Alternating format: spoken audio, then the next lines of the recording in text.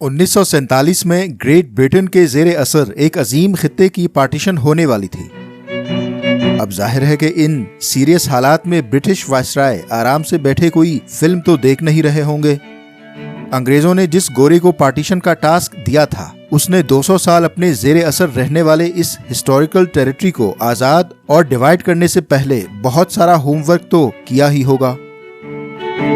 मजहब के नाम पर हुए इस बंटवारे के फौरन अगले ही दिन एक हिंदू सियासी रहनुमा पाकिस्तान में मिनिस्टर हों, ऐसा तो मुमकिन नहीं। मेरी तरह आप भी अगर अब तक यही कुछ समझ रहे थे तो जरा ठहरिए और अपनी इंफॉर्मेशन रिवाइज कर लें।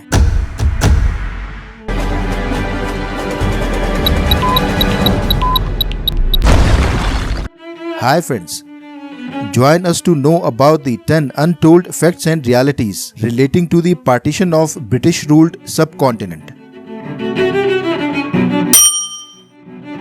पार्टीशन से पहले म्यांमार और श्रीलंका भी ब्रिटिश राज का हिस्सा थे। ब्रिटिश राज में म्यांमार का नाम बर्मा और श्रीलंका का नाम साइलोन था। ब्रिटिश इंडिया के टोटल 17 प्रोविंसेस थे, जिनमें से एक बर्मा था और बर्मा को 1948 में आज़ादी दी गई। श्रीलंका को भी इसी साल यानी 1948 में आज़ादी दे दी गई थी, लेकिन वो 1972 तक फिर भी बरतानिया के ज़ेरे असर रहा। श्रीलंका को मुकम्मल आज़ादी 1972 में मिली और इसी साल साइलोन का नाम श्रीलंका पड़ा।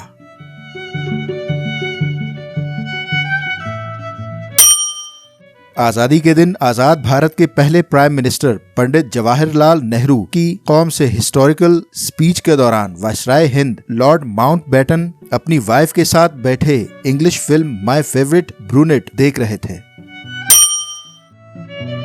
आज़ादी के दिन जहां हिंदू मुस्लिम सिख एक दूसरे से आपस में गुत्थम गुत्ता थे और कुछ तो खून का बाजार गर्म था, बरतानवी अफवाज अपने बैरकों में मौजूद तमाशा देख रहे थे, क्योंकि उन्हें वायसराय हिंद लॉर्ड माउंटबेटन की तरफ से सिर्फ बरतानवी अफराद के जानो माल की हिफाजत करने के अहकामात थे। इंडियन लीडर महात्मा गांधी आज़ादी के दिन मुनक्किद होने वाले तकरीबन तमाम तकरीबात में एब्सेंट रहे। इस दिन वो बंगाल में फसादात रोकने की गर्ज से कलकत्ता में मसरूफ रहे, जो कि तकसीम बंगाल की वजह से रूनमा हो रहे थे। वो अपनी स्पीच से सिर्फ चंद लम्हे पहले आज़ादी की तकरीबात में शरीक हुए।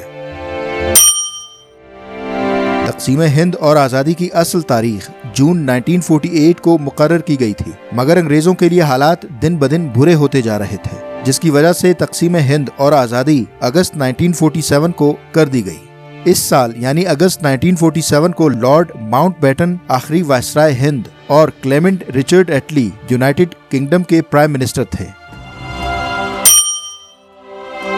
1948 तक पाकिस्तान में मुत्तहिदा हिंदुस्तान की करेंसी नोट पर पाकिस्तान मोहर लगाकर इस्तेमाल किया जाता रहा। 1948 में पाकिस्तान की अपनी पहली करेंसी नोट मुतारिफ कराई गई। 14 अगस्त 1947 को आज़ादी और पार्टीशन के बाद भी हिंदुस्तान और पाकिस्तान के दरमियान सरहदों का तयन नहीं हुआ था। सरहदों का बाज़ाब्ता ऐलान 17 अगस्त को हुआ, यानी कि दोनों आज़ाद मुल्क 2 दिनों तक बगैर किसी फॉर्मल बॉर्डर्स के मौरज़ वजूद में रहे। इसकी वजह यह है कि जिस शख्स यानी सिरिल जॉन रैडक्लिफ को तक़सीम हिंद का टास्क दिया गया था, वो बर्र-ए-सग़ीर के जुग़राफ़िये, रस्म व रवाज और बूदो-बाश से क़तई नावाकिफ थे। एक ऐसे शख्स को 2 कौमों की तकदीर का फैसला सौंपा गया था, जो कि इससे पहले कभी हिंदुस्तान आया ही नहीं था। 8 जुलाई 1947 को रैडक्लिफ हिंदुस्तान पहुंचे। इनके सामने नक्शे और अक़वाम मज़ाहिब की तफसीलात रखी गईं और बताया गया कि उसने क्या करना है। रैडक्लिफ के सामने सबसे बड़ा चैलेंज 4,50,000 स्क्वायर किलोमीटर्स पर फैले पंजाब और बंगाल की तकसीम का था, जहां पर उस वक्त 88 मिलियन अफराद आबाद थे। यही वजह है कि इस तकसीम के नतीजे में इंसानी तारीख का बदतरीन बहरान देखने को मिला। अंदाज़न 1 मिलियन अफराद इस तकसीम की भेंट चढ़ गए, जिनमें तकरीबन 5 लाख अमवात सिर्फ पंजाब में हुए और तकरीबन 10 मिलियन अफराद हिजरत करने पर मजबूर हुए।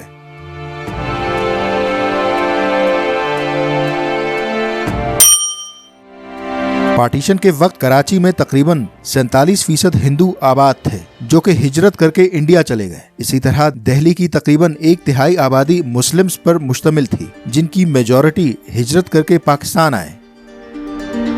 आज़ादी के दिन बंगाल के मुस्लिम अक्सरियती इलाके जैसे कि मुर्शिदाबाद और मेल्डा के अवाम ने अपने घरों पर पाकिस्तानी परचम लहरा दिए। उन्हें बाद में पता चला कि वो पाकिस्तान नहीं बल्कि भारत का हिस्सा हैं।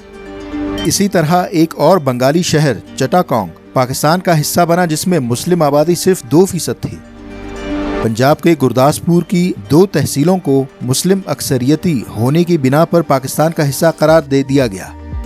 इन 2 तहसीलों में अहमदी जमात अक्सरियत में थी जिन्हें पाकिस्तान में कभी भी मुस्लिम तस्लीम नहीं किया गया।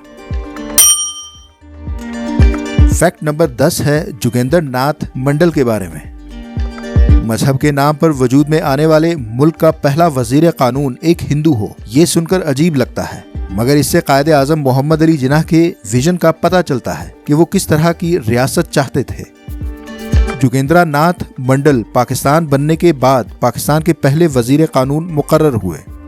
जोगेंद्र नाथ मंडल मुत्तहिदा हिंदुस्तान में निचली जात समझे जाने वाले हिंदुओं के हकूक के अलमबरदार थे। चूंकि मुत्तहिदा हिंदुस्तान में मुसलमान भी अक़लियत में होने की वजह से अपने हकूक के लिए बरसरे पैकार थे, यही कॉमन पॉइंट और कायदे आज़म की तलस्माती शख्सियत जोगेंद्र नाथ मंडल को कायदे आज़म मोहम्मद अली जिन्नाह के करीब ले आया। जोगेंद्र नाथ मंडल की जिंदगी में बड़े दावपेच आए। पार्टीशन के बाद वो हिंदू होने के बावजूद पाकिस्तान आकर आबाद हुए। बड़ी सियासी शख्सियत होने की वजह से कायदे आज़म मोहम्मद अली जिन्नाह ने उन्हें लॉ एंड लेबर की मिनिस्ट्री ऑफर की। वो दूसरे ओहदों जैसे कि common wealth and Kashmir affairs के वजीर भी रहे। कायदे आज़म मोहम्मद अली जिन्नाह की वफात के बाद उन्हें हिंदू होने की वजह से शदीद तासुब का सामना करना पड़ा। फैसला साज कमेटियों में उन्हें नजरअंदाज करना और उनकी राय को अहमियत ना देना मामूल बन गया। शदीद जहनी दबाव के बाद उन्होंने वापस इंडिया शिफ्ट होने का फैसला किया। इंडिया में उन्हें दीगर पॉलिटिकल पार्टीज के अलावा खुद निचली जात की हिंदू पार्टी ने भी पाकिस्तानी जासूस कहकर अपनाने से इनकार कर दिया। इनकी मौत इंतहाई बेकसी के आलम में बन गांव के एक इंतहाई पसमानदा इलाके में झुग्गियों के अंदर हुई। जोगेंद्र नाथ मंडल 1904 से 1947 तक ब्रिटिश इंडियन सिटीजन रहे। 1947 से 1950 तक पाकिस्तानी और 1950 से 1968 तक इंडियन शहरी रहे।